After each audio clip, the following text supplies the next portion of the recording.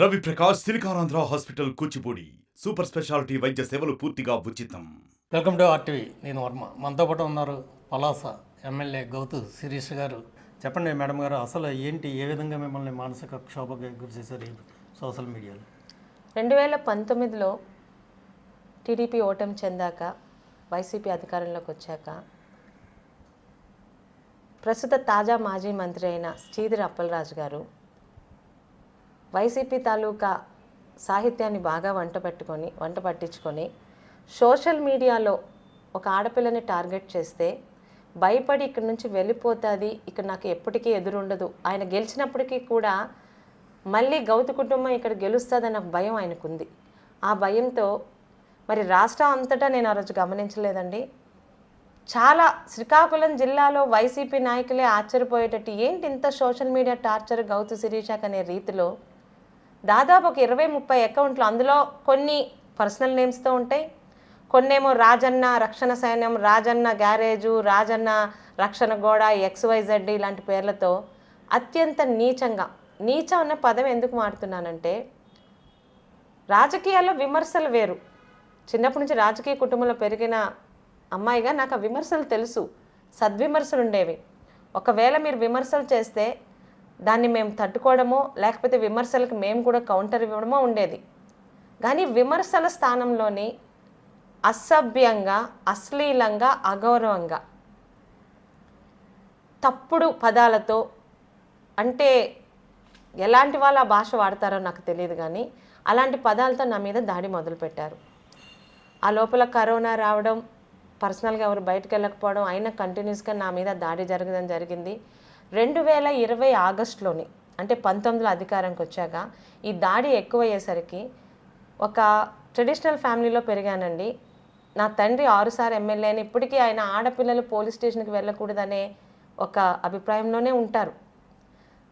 6 సార్లు ఎమ్మెల్యేగా చేసిన గౌతు శ్యామసుందర్ శివాజీ గారు పోలీస్ స్టేషన్కి వెళ్ళి నా కూతురు మీద సోషల్ మీడియాలో అసభ్యంగా పదజాలంతో సొంత పేర్లతో ధైర్యంగా పెడుతున్నారు, దయచేసి వీళ్ళ మీద యాక్షన్ తీసుకోండి అంటే, ఒక FIR కూడా చేయకుండా, అంటే మీరు కంప్లైంట్ ఇచ్చారు మేము తీసుకున్నామని చెప్పి ఒక రిసిప్ట్ ఇచ్చి వదిలేశారు. 6 సార్లు ఎమ్మెల్యేగా చేసిన శివాజీ గారు. తర్వాత 2021 అయ్యింది. 21 ఆగస్టులోని నేను స్వయంగా ఈ సోషల్ మీడియా టార్చర్ తట్టుకోలేక, మీకు చూపించమంటే అవన్నీ పేజెస్ చూపిస్తామండి, అలాంటి భాష చదువుకున్నవాడెవడు, ఒక తల్లి అనే మహిళకు పుట్టినవాడెవడు, నోటికి అన్నం తింటున్నవాడెవడు, ముక్కు మొహం తెలియని అవతల వాళ్ళ మీద రాయడు. ఎంత డబ్బులు ఇచ్చినా సరే వాళ్ళందరూ ఎవ్వరికీ నేను తెలియదు, వాళ్ళ మొహాలు కూడా నాకు తెలియవు. అత్యంత నీచమైన భాషలోనంటే only to give a mental torture to a women. 21లోని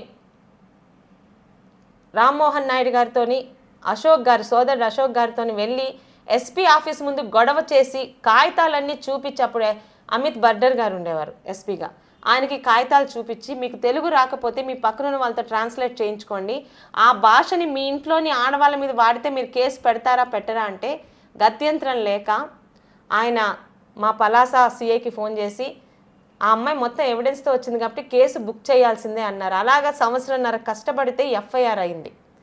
తర్వాత సంవత్సరం వెయిట్ చేశాను, RT యాక్ట్ రాస్తూనే ఉన్నాను. అందులో ఒక్కరిని కూడా, అంటే అంత చేవ చచ్చిన పోలీసు వ్యవస్థ, మొన్నటి వరకు పనికి మాలిన వ్యవస్థ ఏదన్నా ఉందంటే ఆంధ్ర రాష్ట్రంలో గత 5 సంవత్సరాలు పోలీస్ వ్యవస్థ మాత్రమే. చేవ చచ్చిన పోలీస్ వ్యవస్థ, నేను కంప్లైంట్ ఇచ్చిన 25 మంది మీదలో కూడా ఒక్కడిని కూడా కనీసం పోలీస్ స్టేషన్కి పిలిపించి ఎందుకు ఇలా చేస్తున్నారని అడిగే ధైర్యం కూడా చేయలేకపోయిందండి. 2023లో ఇంక ఇలా కాదు, ఈ పోలీసులతో వీళ్ళ వల్ల చేత కాదు, కనీసం న్యాయస్థానాల్లో లేట్ అయినా మనకి దొరుకుతుంది న్యాయం అని చెప్పి 2023లోని కోర్టులో కేసేసాను. నేను ఈరోజు వెళ్ళింది కొత్తగా కాదు, ఈరోజు 3వ వాయిదాకి నేను వెళ్ళింది. కోర్టులో కేసు వేయడం జరిగింది. కోర్టులో కేసులోని ఆశ్చర్యం ఏంటంటే, ఇంత ఓపెన్గా ఒక మహిళని, నేనే కాదు ఈరోజు నేను నయనంగా బయటకు వచ్చాను అంతే. ఎంతమందికి బయటికి రాలేక ఏడుస్తున్నారో నాకు తెలుసు, ఎందుకంటే కుటుంబం సపోర్ట్ ఉండాలి. ఇంత అసభ్యంగా మాట్లాడుతున్నప్పుడు ఎన్నిసార్లు నేను బాధపడ్డానో తెలుసు, కానీ ఇంట్లో నా భర్త కానీ, తల్లిదండ్రులు కానీ, అత్తమామ కానీ అర్థం చేసుకున్నారు. నువ్వు పోరాటం చేయి, నువ్వేంటో మాకు తెలుసు, నీ చుట్టూ ఉన్న ప్రజలకు తెలుసు, ఇలాంటి వీధి కుక్కలకి భయపడాల్సిన పని లేదని వాళ్ళు ధైర్యం చెప్పారు కాబట్టి రాగలిగాను. కానీ ఎంతమంది తెలుగుదేశంలో కానీ జనసేనలో కానీ ఇలా పోరాడగలుగుతున్నారండి తప్పుగా మాట్లాడితే? ఎవరిచ్చారు వీళ్ళకి హక్కు? రాజకీయాల్లో వస్తేనేమన్నా మేము రోడ్డు మీద ఉన్నా ఏమన్నా ఎవరు పడితే వాళ్ళు మాట్లాడే ప్లేస్లో ఉన్నామా ఏమన్నా? అగౌరవమైన పదాలు కాదు, అసభ్యమైన అశ్లీలమైన పదాలు మార్ఫింగ్లు చేసి ఫోటోలతోనే ఏం శిక్ష ఉంది వాళ్ళకి? ఈరోజు కోర్టుకు ఎక్కాను, ఎందుకంటే మేబీ ఇది ఫస్ట్ టైం అవ్వచ్చు. కోర్టులో కూడా 3 సంవత్సరాలు అవుతుంది, 1 year దాటిపోతుంది, సారీ. కానీ ఈ రోజుకి అది 65 సెక్షన్ అంటారు, 65 యాక్ట్ అంటారు. ఐటీ యాక్ట్లోని వాటికి ఎటువంటి ఆధారాలు చూపించినా కూడా వాటికి శిక్షలు వేయడానికి ఇంకా ఎతుకుతూనే ఉన్నారు.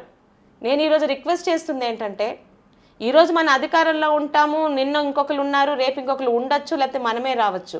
కానీ ఈ వీటిని సీరియస్గా తీసుకోకపోతే ఈరోజు నేనే కాదు, స్వయాన హోంశాఖకి మినిస్టర్గా ఉన్న సోదరి వంగల్పూడి అనిత కూడా విక్టిమే సోషల్ మీడియాకి. మేమిద్దరమే కాదు, ఎంతమంది ఉన్నారండి ఆడపిల్లలు ఏడుస్తున్నారు.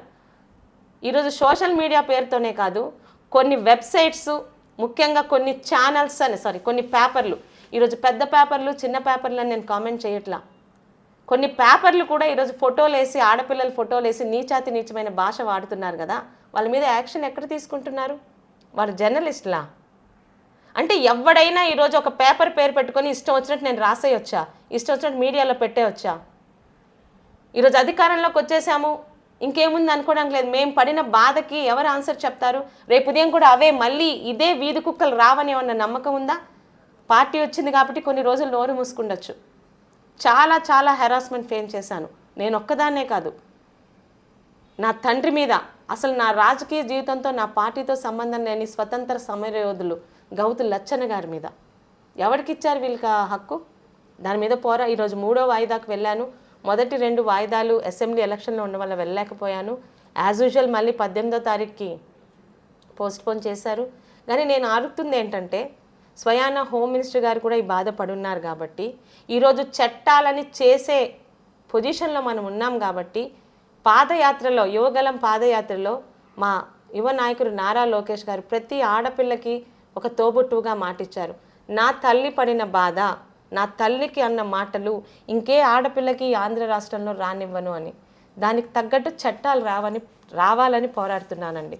ఎందుకంటే మామూలు బాధ కాదు, ఎంతో స్ట్రాంగ్ విల్ పవర్ ఉంటే కానీ, ఇంట్లోని సపోర్ట్ ఉంటే కానీ బయటికి రాలేరు ఆడపిల్లలు. ఈరోజు అక్కడ నేను పోరాటం చేసి వచ్చాక ఎన్ని ఫోన్లు వచ్చాయో నాకు తెలుసు. మేము మీలాగా చేయాలనుకుంటున్నాం కానీ ఇంట్లో వాళ్ళు ఒప్పుకోవట్లేదని స్వయాన ఒక జర్నలిస్ట్గా ఉన్న ఒక సోదరుడు ఫోన్ చేసి, నేను టీడీపీకి అనుగుణంగా మాట్లాడానని, నా పిల్లలు 16 సంవత్సరాలు ఉన్న నా కూతురు మీద తప్పుడు కామెంట్లు పెట్టి సోషల్ మీడియాలో పెట్టారు, మేము ఎవరికి చెప్పుకోవాలని బాధపడితే ఎక్కడికి వెళ్తున్నాము? There should be some ending.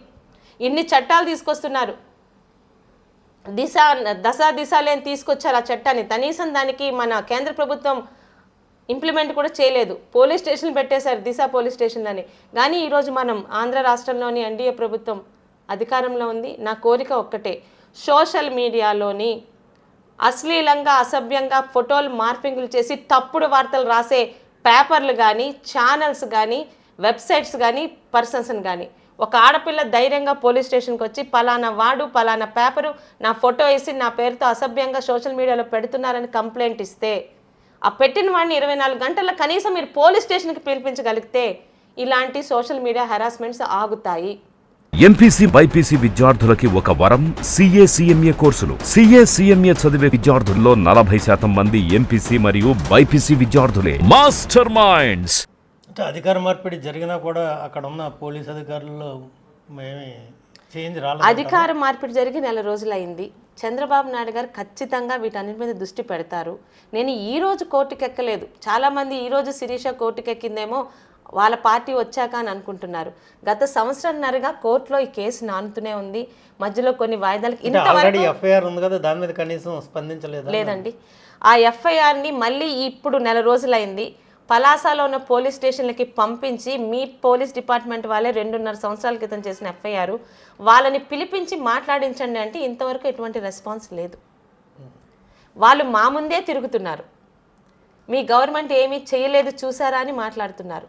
ఈరోజు నా ఒక్కదాని గురించి కాదు నేను బాధపడుతుంది, మేం బాధపడచ్చు, కానీ ఆ పోస్టింగ్లు చూసి నా పిల్లల మీద ఎలాంటి ఎఫెక్ట్ ఉంటుంది? 16-15 సంవత్సరాల పిల్లల మీద ఎలాంటి ఎఫెక్ట్ ఉంటుందండి? ఇందాక నాకు ఫోన్ చేసిన సోదరుడు అమ్మాయి ఎవరైనా వీక్ మైండ్తో ఆత్మహత్యలు చేసుకుంటే, అంటే వీళ్ళకి ఎదురుగా ఒకళ్ళు మాట్లాడితే అప్పుడప్పుడు చూస్తూ ఉన్నాం కదా పేపర్లో కూడా, ఈ తట్టుకోలేక అదే మాట్లాడుతున్నాను కదండి, ఆత్మహత్యలు చేసుకోవడం. అంటే నేను అంటుంది ఎక్కడ ఏదో ఒక ఎండింగ్ ఉండాలి కదా. ఈరోజు మన అధికారంలోకి వచ్చేసామని మర్చిపోతే మళ్ళీ రేపు ఉదయం ఏమవుతుందో తెలీదు. మళ్ళీ రేపు వీళ్ళందరూ తలెత్తుతారు. అసలు ఈ సోషల్ మీడియాలో ఈ అసభ్యంగా అశ్లీలంగా మాట్లాడాలన్న సంస్కృతి వైసీపీ పార్టీ కాదు తెచ్చింది. పెద్దలందరికీ అడుగుతున్నాను, రాజకీయాల్లో ఈవెన్ వైసీపీ పార్టీలోనే ఆడపిల్లలు ఉన్న వాళ్ళు కూడా ఉన్నారు. కనీసం చెప్పడానికి కూడా ధైర్యం చేయలేని చేతకాని పరిస్థితిలో ఉన్నారు. ఈరోజు నా మీద పెట్టిన అదే సీదిరి అప్పలరాజు గారి భార్య మీద మేము ఎప్పుడు ఏ రోజు ఒక మాట అనలేదే. ఎందుకంటే తల్లిదండ్రుల పెంపకంలోనే ఒక ఆడపిల్లని ఎలా చూస్తారో చూస్తూ పెరిగాం కాబట్టి, తెలుగుదేశం పార్టీలో క్రమశిక్షణ ఉంది కాబట్టి. కానీ అలాంటి వాడిని చూస్తూ ఊరికే వదలకూడదనే నిశ్చయంతో ముందుకు వచ్చాను. సంవత్సరం పట్టచ్చు, 6 నెలలు పట్టచ్చు. నాకు చంద్రబాబు నాయుడు గారి మీద, ముఖ్యంగా లోకేష్ గారి మీద, హోంమంత్రిగా ఉన్న వంగల్పూడి అనిత గారు ఆమె కూడా ఒక బాధ్యతరాలు కాబట్టి టైం పడుతుంది, 4 రోజులు అయింది. కానీ కనీసం ఒక గొంతు ఎత్తాలి కదా. నాలాగున్న వాళ్ళు నెమ్మదిగా బయటకు వస్తారు కదా. కనీసం పార్టీ మారింది, మేము కూడా కంప్లైంట్ ఇస్తామని. ఎక్కడున్నారండి ఆ సోషల్ మీడియా వీరులు? ఈరోజు పలాసలో నేను 2-3 సార్లు సీఏ గారికి ఫోన్ చేసి ఏమవుతుందంటే సగం మంది ఊరు దాటిపోయారమ్మా, ఊర్లో ఉన్న వాళ్ళకి పిలిపించండి, ఇదిగో అదిగో, అది వాళ్ళు తీసుకుంటున్న యాక్షన్. ఇంత హెరాస్మెంట్ జరుగుతూ ఉంది సోషల్ మీడియాలో, మొత్తం మహిళల మీద కావచ్చు, ఎవరి మీద కావచ్చు. శాసనసభలో దీనికి రైట్ చేసే అవకాశం ఉందంటారా? ఖచ్చితంగా అండి. గత శాసనసభ లేదు, కౌరవ సభలా ఉందని మీకు తెలుసు. సాక్షాత్తు అప్పటి మాజీ సీఎం, ప్రస్తుత సీఎం గారి సతీమణి మీద కూడా ఎలాంటి అవాకులు చవాకులు పేలారో అది ఆ పార్టీ తాలూకా సంస్కృతిలోనే ఉంది. కానీ ఈరోజు తప్పు చేసిన వాడికి శిక్ష పడాలి. సంవత్సరం తర్వాత అయినా, 2 సంవత్సరాల తర్వాత అయినా భవిష్యత్తులో మళ్ళీ ఎవరు కూడా మహిళ మీద తప్పుగా, అశ్లీలంగా, అసభ్యంగా ఫోటోలు మార్ఫింగ్లు చేసి పెట్టకూడదు అనుకుంటే, ఈరోజు హోమ్ మినిస్టర్ గారు కానీ, మా నారా లోకేష్ గారు కానీ, చంద్రబాబు నాయుడు గారు కానీ, ఈరోజు ఇంకా 4 రోజులైంది. దీనికన్నా ఇంకా ఇంపార్టెంట్ ఇష్యూస్ ఉన్నాయి. ఈరోజు పెన్షన్లు కానివ్వండి, డిఎస్సి కానీ, సంతకం కానివ్వండి, మా విద్యుత్ ఇవన్నీ చేయాల్సిన పనులు నేను వెంటనే చేయమని అనటం లేదు. కానీ ఒక పోరాడగలిగే అమ్మాయిగా నాకు నా కుటుంబం దన్నుంది కాబట్టి కోర్టు ద్వారా పోరాడుతున్నాను. అయితే ఇవి త్వరితగతిన వీటికి సమస్యకి పరిష్కారం రావాలన్నా, ఇక ముందు ఎటువంటి అప్పలరాజు లాంటి జంతువులు, వాడి పెంపుడు కుక్కలు ఏ అమ్మాయి మీద కానీ రాష్ట్రంలో మాట్లాడకుండా ఉండాలన్నా దీని మీద ఒక చట్టం తీసుకురావాల్సిన అవసరం ఉంది. ఒక అమ్మాయి ధైర్యంగా పోలీస్ స్టేషన్కి వెళ్ళి పలానా వ్యక్తి నా మీద సోషల్ మీడియాలో కామెంట్ అశ్లీలంగా పెట్టాడు, పలానా వెబ్సైట్లో నా ఫోటో మార్ఫింగ్ చేసి పెట్టాడు, పలానా పేపర్లో మా ఫోటోలు వేసి తప్పుడు మాటలు మాట్లాడని ధైర్యంగా కంప్లైంట్ ఇస్తే 24 గంటల అవతల వాడిని పోలీస్ స్టేషన్ తీసుకుని వచ్చి మాట్లాడగలిగితే కనీసం తగ్గుతాయని నమ్మకం ఉంది. ఎంతోమంది ఆడపిల్లలు సంతోషిస్తారు. చంద్రబాబు నాయుడు గారు పార్టీలోనే కాదు, పదవుల్లో కూడా ఆడపిల్లలకి, మహిళలకి చాలా గౌరవం ఇస్తారు. ఈ చట్టం ఈ 5 సంవత్సరాల లోపల రాగలిగితే భవిష్యత్తులో ప్రతి ఒక్క ఆడపిల్ల సంతోషిస్తుందని భావిస్తున్నానండి. ఒకటే చెప్తా ఉన్నారు ఎమ్మెల్యే శిరీష్ గారు, నేను స్ట్రాంగ్ పర్సన్ కాబట్టి నేను న్యాయస్థానంలో పోరాడుతూ ఉన్నాను. అలాగే చాలామంది భయపడి ముందుకు రావటం లేదు. దీని మీద శాసనసభలో ఒక చట్టం చేయాలని కోరతాన్ని గట్టిగా చెప్తూ ఉన్నారు. Camera Ajit Varma, RTV Visakhapatnam. మరిన్ని వీడియోస్ కోసం ఛానల్ ని సబ్స్క్రైబ్ చేయండి. లేటెస్ట్ అప్డేట్స్ కోసం వాట్సాప్ ఛానల్ ని ఫాలో చేయండి. అండ్ లింక్ డిస్క్రిప్షన్ లో ఉంది.